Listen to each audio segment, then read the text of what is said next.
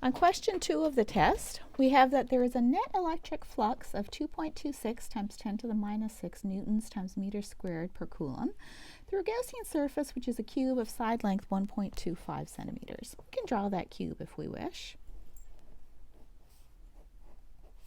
And then if you're trying to visualize, the net flux is positive, and overall what that tells us is that overall we must have a net number of lines leaving the box.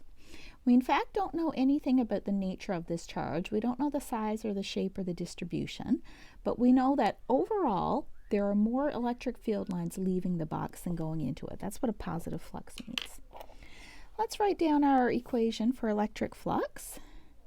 Net electric flux is the total charge enclosed by our Gaussian surface divided by our constant epsilon naught. We're asked to find the charge, so let's cross multiply.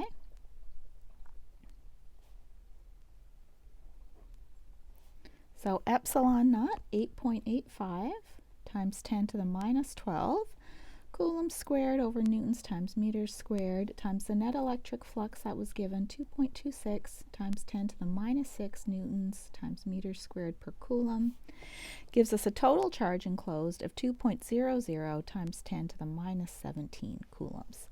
So that's the total amount of charge inside that box. This answer doesn't give us very much information. It doesn't tell us where the charge is situated.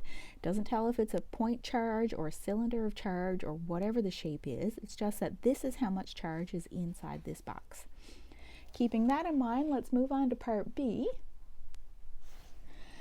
If the Gaussian surface were replaced by a sphere of radius 1.25 centimeters, so instead of this box, now we have a sphere.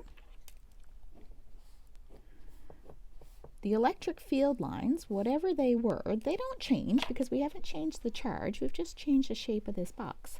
What would be the net electric flux through the sphere? So what we know about electric flux is that it only depends on the charge enclosed.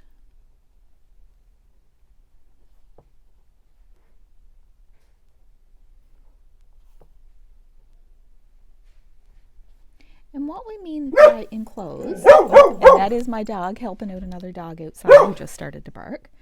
What we mean by enclosed is enclosed by the Gaussian surface. The flux does not depend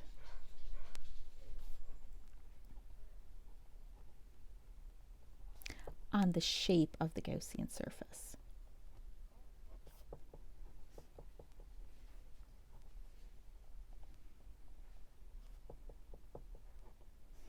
What that means is that the net electric flux through our spherical Gaussian surface is the same as the net electric flux through the box Gaussian surface.